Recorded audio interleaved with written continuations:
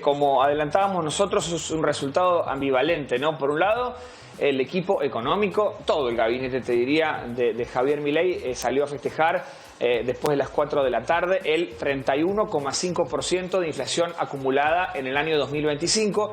Es un dato que no tiene estos niveles desde el año 2017. Es decir, en los últimos 8 años la inflación había estado muy por encima del valor que se presentó ayer en los 12 meses del 2025. Ni hablar, por caso, la inflación acumulada en 2023 con un 200%. Bueno, estamos lejos de ese panorama y es por eso que el gobierno argentino, que la gestión de Javier Milei salió a festejar ese dato. Me parece que es un elemento que hay que ponderar, porque uno no ve hoy a la gente preocupada por cómo pueden estar los precios mañana o la semana que viene. Una dinámica a la que el argentino se había acostumbrado, ¿te acordás, no? Sobre todo en el segundo semestre de 2023. Esa incertidumbre que sobre todo delineaba, tallaba mucho en las posibilidades de planificar un negocio, de establecer la compra de un bien. Bueno, realmente era una preocupación muy clara que tenían los argentinos, sobre todo la clase media, ¿no? Aquellos que tenían cierto poder de compra hace 2 años atrás. Ahora bien, dicho esto, también hay que marcar una cuestión, ¿no? 2,8% es un número incluso superior al que habían establecido, como decías vos en el arranque, las consultoras privadas, que suelen de alguna manera ir tallando la previsión del IPC que después da el INDEC, una aceleración de precios que se viene dando en los últimos 8 meses.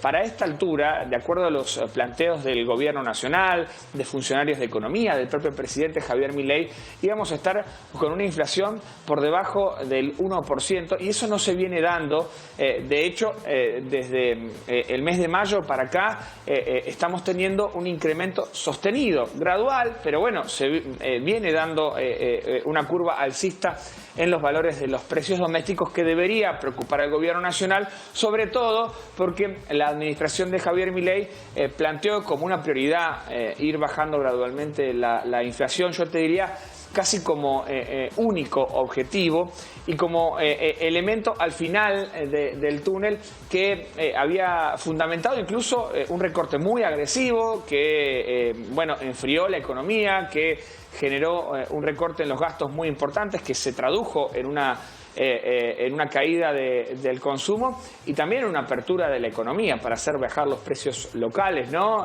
Que hoy la están pagando muchas industrias que están, si no cerrando, al borde del cierre. Y uno se pregunta, ¿no?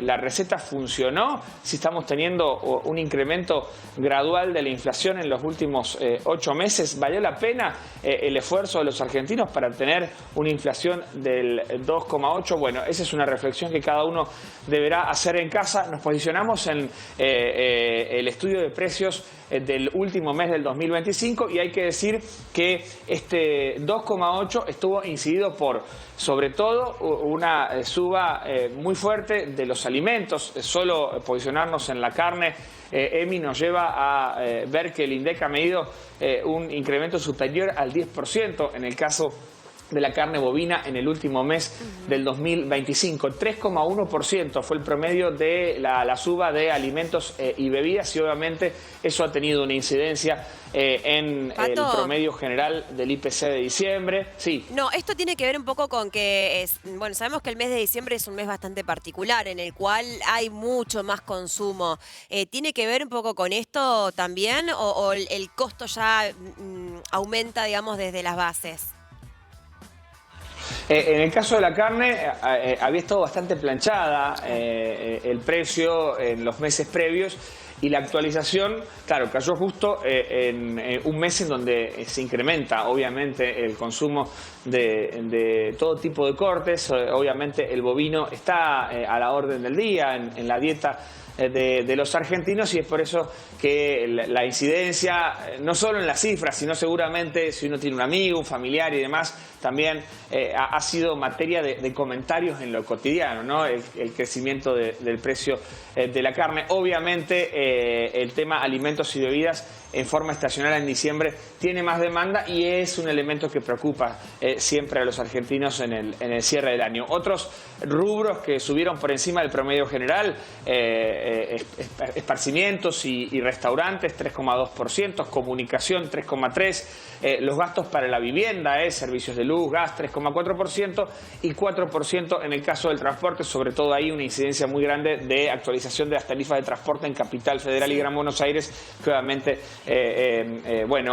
tiene una incidencia muy importante en el cálculo del IPC a nivel nacional. Ustedes lo planteaban en los títulos, si vos mirás la canasta básica alimentaria, que es la que marca la caída o no dentro de la indigencia, y la canasta básica total, la que marca la línea de pobreza, un crecimiento intermensual muy por encima del IPC, 4,1% para ambas canastas. Esto le pega a la línea de flotación a los estratos más bajos de las clases sociales, aquellos que tienen que contar el peso para llegar a fin de mes y, como lo marcaban ustedes, ¿no? Una familia tipo de 4 integrantes, más de 1.300.000 pesos para no caer bajo la línea de pobreza. Para cerrar este segmento, Emi, referenciar datos que ayer se conocieron también y que en este caso vienen de la Secretaría de Trabajo, y es, cómo viene la curva de empleo en la Argentina, en este caso datos al mes de octubre,